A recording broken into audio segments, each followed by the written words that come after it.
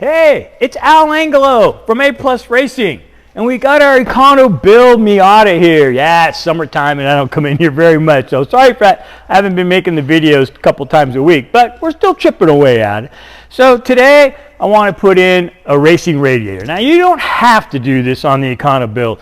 I like doing it. We're up here in Northern California, and man, Mike will tell you that sometimes it gets 118 degrees at the racetrack. It's pretty hot. Really hot. You know, the corner workers don't even want to be out there. So anyhow, I like to put in an aluminum radiator, and I know there's a lot of controversy over what radiator to put in, and I know that you're on the edge of your seat wondering, what radiator does Al use? All right, well, I'm going to tell you, okay? Because you subscribe to my channel, all right? So I'm going to tell you all my secrets here. Actually, I used to run those really fancy radiators. You know, the ones that cost like $600, and they worked okay. I mean, we didn't have any problems with them, but it was a lot of money, and, well, I don't like spending $600 on a radiator. So I decided to try out a radiator, aluminum radiator, right from eBay. And so I just went on to eBay and I found an aluminum, you know, thick 2-core radiator or 30 millimeter or whatever. And I bought it, and we actually ran it in a car, and it worked fine for years. Matter of fact, I still have it. And then I bought one for the 25 hour. Yeah, that's a grueling race, 25 hours, you know, nonstop. And it survived without any issues at all. So now what I do is when I got to put a radiator in, I just get one off of eBay. And you know, right now in 2022, I got this one here a couple months ago. I think I spent like $130 on the radiator. And yeah, I've spent up to $600 or more on some of those fancy aluminum ones. And I don't see any difference in the way they work. So when I'm renting out race cars, if I can save $500 or $600 on a product that, you know, is still durable and safe and lasts, then that's more money in my pocket. And so, and I like it when I have money in my pocket. All right. So I picked up this radiator here a few months back, and not that. And so I'll show you what you get. You get this styrofoam. Okay. Oh yeah, there you go. All right. Okay, and so this is it. So here's the radiator right here, and you know, as you can see, it's a pretty nice radiator. So this was like, I want to say $130 or something, somewhere around in there.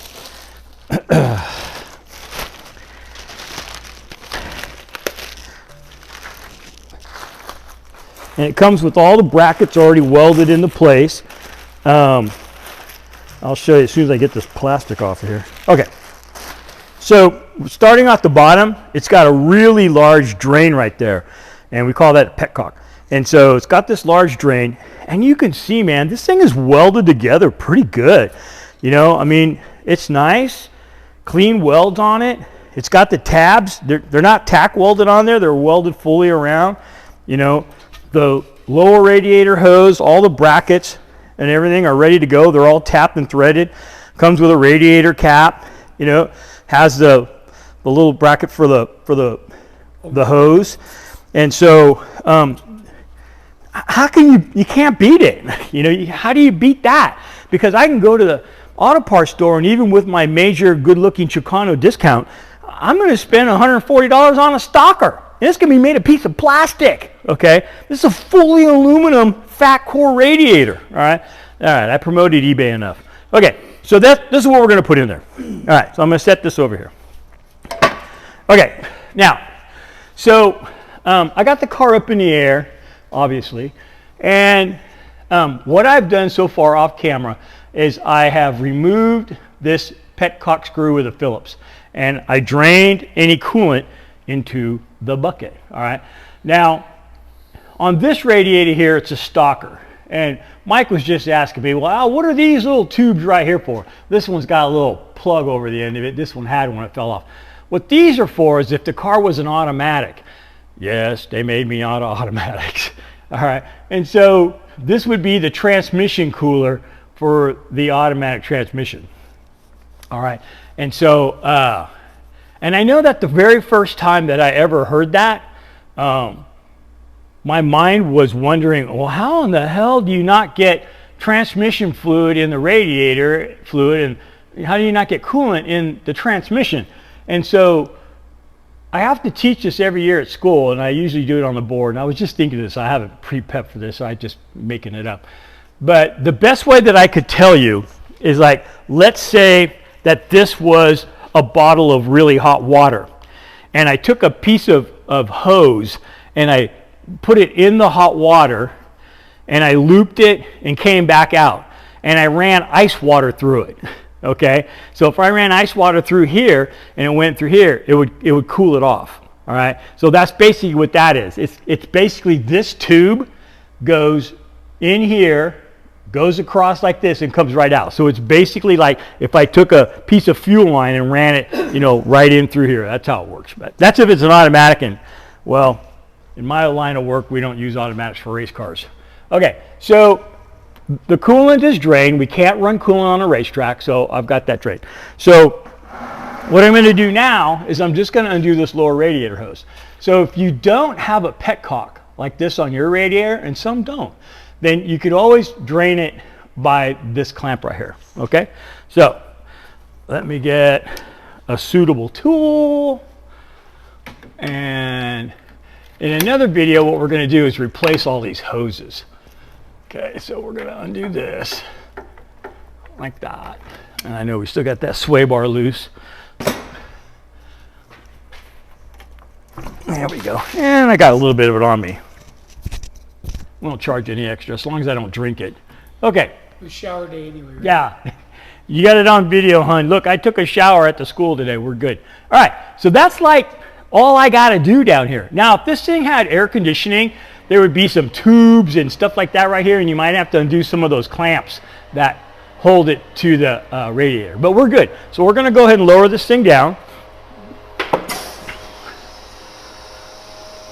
I'm kind of excited to get this car going. I got a lot of customers that want to rent it out, so I want to keep chipping away at it. And you know, for the longest time I built street rods and custom cars and vintage Mustangs. I was a real big vintage Mustang collector. And my kids, when they got old enough to drive, I'd buy them a beat up old Mustang from the 60s, and we'd restore it. And I'd tell them, you know what, you got to work on it every day for at least 30 minutes. And if you work on it every day for 30 minutes, over the course of months, you see progress. But when you just don't, when you stop working on it, it's never going to get done. Especially if, you know, if you talk the little woman into opening up the checkbook and cutting some money out for parts for this project car you got, if she starts seeing it's moving forward, constantly moving forward, the chances of you getting more money are likely. Okay, that was the way it was in my world. And so I at least try to work on them half an hour every day, even if that means just looking up parts and stuff like that online, like lining up parts, then I'll do that. So just keep working at it, and we're going to keep doing that with this. All right, I'm going to go ahead and take off this upper radiator hose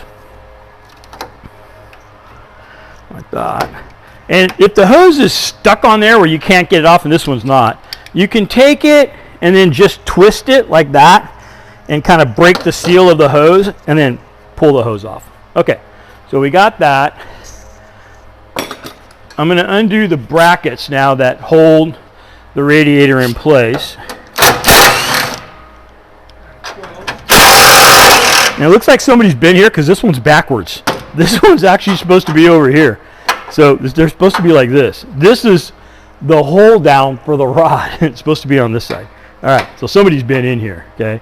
And once again, a good idea, put the bolts back where you took them off from, and that way there's no mistaking where they go. All right. Okay, so if I look down here, I've got a connector right here. I don't know if you can see from here there, Mike. And it's going to have a push button for the fan, and then I'm just going to pull up on it. And I always try to pull up mostly on the connector and not just the wires. All right, there it goes. It came up. Okay, so I got that. I want to save. I don't have a good tool selection here. I want to save these to where I don't break them.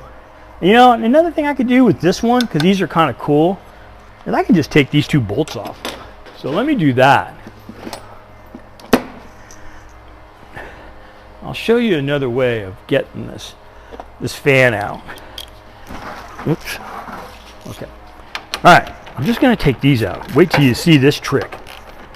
You can't do this on the NA. The NBs, you can. The NAs, you cannot. I'll show you here. I'll set that bolt there.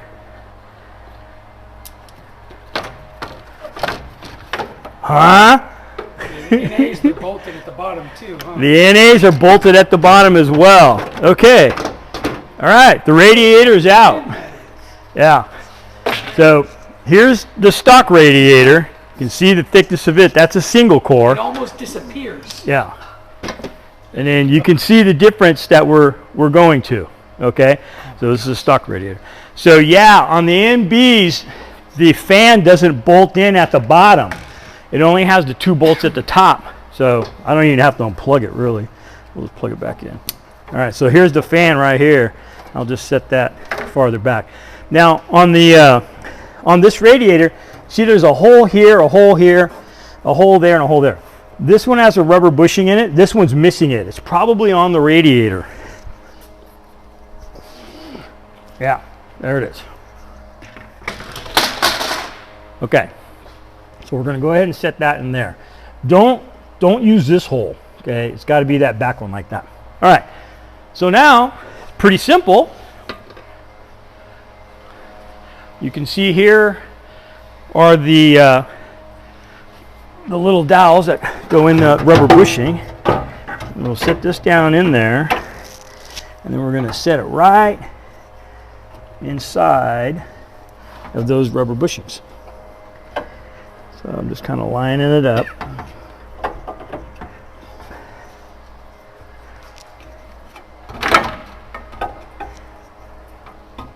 Did I drop the bushing? Oh, I dropped the bushing.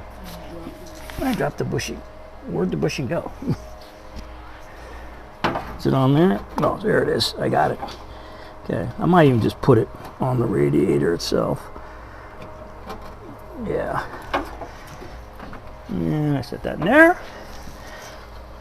And I think this one, I'll just set it on that alignment dowel. And then I'll put that one in there. Okay. So we're in down at the bottom. And I'm going to take off this protective guy right there. Put that on.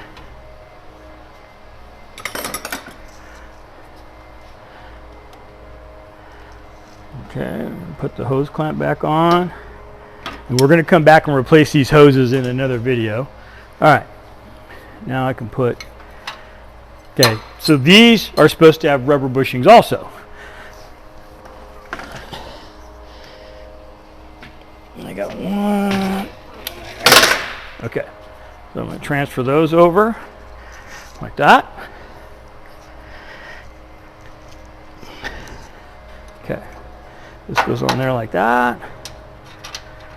This is a really simple job, you know, and it's so beneficial to the car to get a good cooling system in it, because these Miatas, they don't deal well with overheating.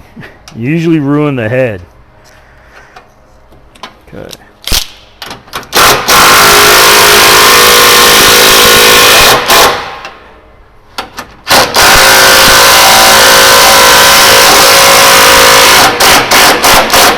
Now I'm going to double check the torque on that just to make sure we're good.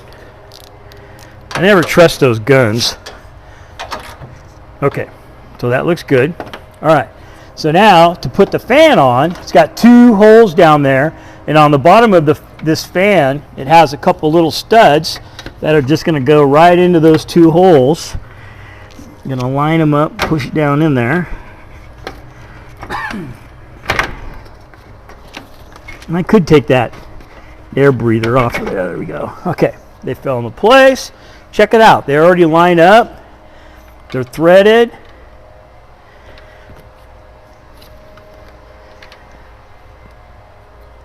Okay.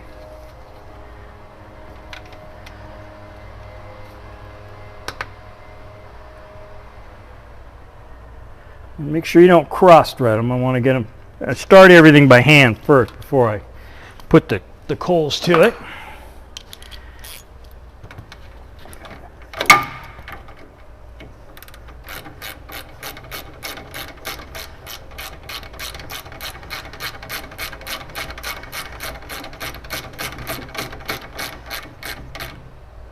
All right.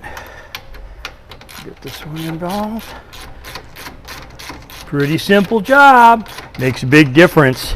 Good looking radiator too. Okay. Take the radiator cap off. All right. So it looks like we're missing the tube that went from here to here, so I'll need to pick up one of those. But normally it would go here, clip in there, and then just plug into the bottom of the recovery tank. All right, let's go ahead and lift the car up. Hey, on some of the stock radiators, it could have air conditioning. This car, as we can see right here, see how it's plugged off? This car didn't come with AC, but it would have had an AC fan here too. Some Spec Miata racers, what they'll do is they'll take this fan and tie it into the electrical of that fan, so when the fan comes on, it actually turns on both fans. That's not a bad idea if you can do it. And so, but this car didn't have air conditioning, so we didn't have this fan there. All right. Almost done.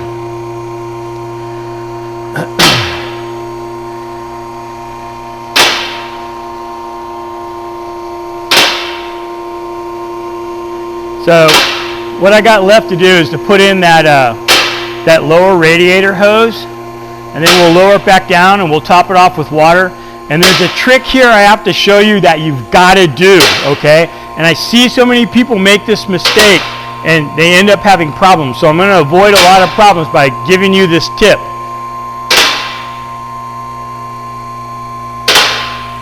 All right. This might hit. Oh, there it goes. Okay, good. So I'm going to take off this little rubber protector, plug the hose back on like that. All right, we're going to put that clamp back on.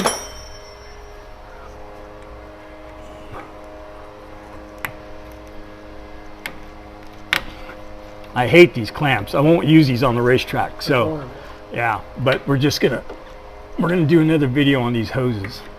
Okay, all right, so that's on, and not a bad idea to check to see if that petcock is tight. I'm not 100% sure what size it is. It's bigger than that. That was a 7/8. I'm gonna go with a 1 inch. There it is. Okay, that's tight. All right. So my hose is on, and this is tight. You can see where the two rubber bushings came through here. All right, so that's correct. So let's lower it down, and I'll show you the trick.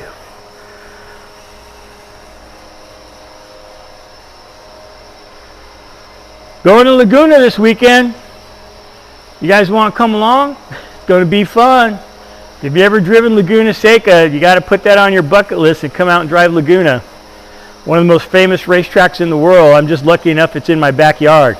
And even though here in Northern California it could be 110, it's usually like 65 degrees down there. It's nice. Okay, all right. So I'm going to go ahead and fill this radiator up with some water. And I put that on there.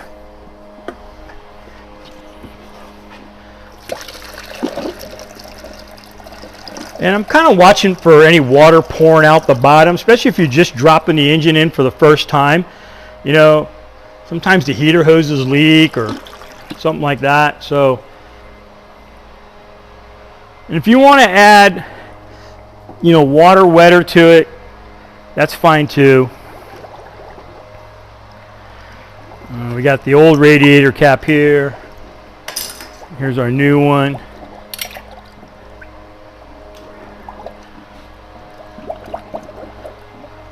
We're letting that purge.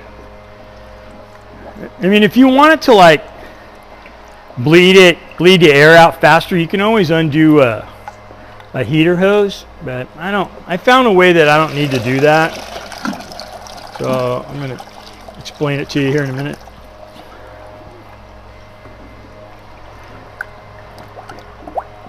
I don't see anything pouring out the bottom. That's That's a good sign.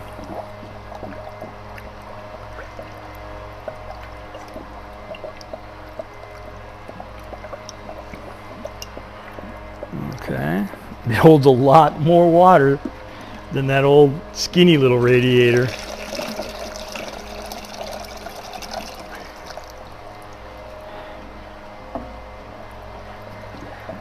Getting close.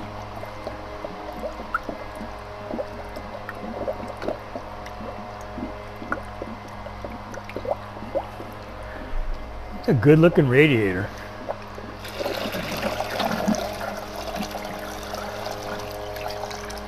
Okay. Okay. It's doing its final bubbling in here. But here's what I got to tell you. All right, here's the trick, the subscription trick.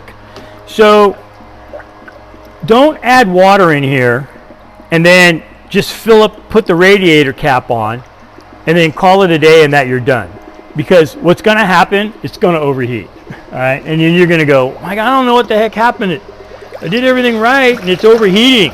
Okay, so the reason why it's overheating is it's got an air pocket in the coolant passageway, and that causes the coolant level to be low and it overheats. So, okay, we're done. All right, so what you need to do, and this is very, very important, all right, is that you need to start the car and let it run for at least 10 minutes without the radiator cap on, okay? Don't put the radiator cap on.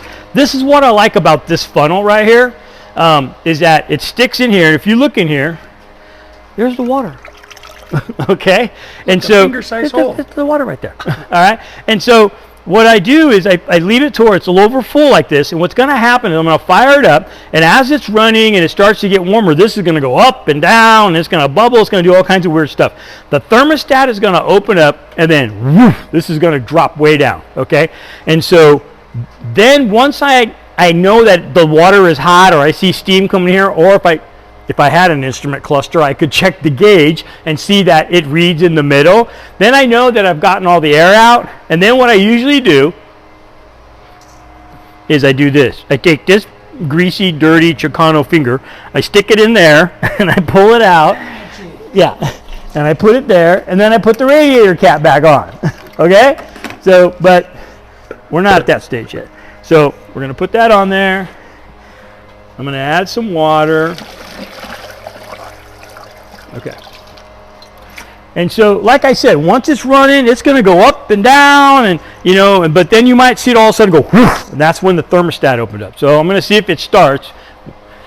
And Mike and I are kind of shaking a little bit because we haven't started this car in a week or two. So hopefully it fires up.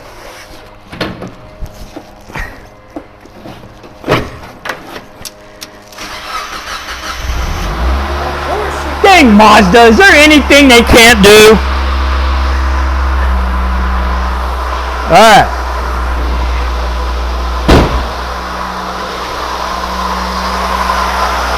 Okay, so if you come here, you can see it's already starting to like percolate a little in there, okay? So as those bubbles come up, the coolant level is going, the water level is going down. So like I said, it's going to go up and down until this thing is fully heated up, and then it's going to be, we'll be good. We can take this off, we can put the cap on, the system is purged, okay? All right, well, come on over here.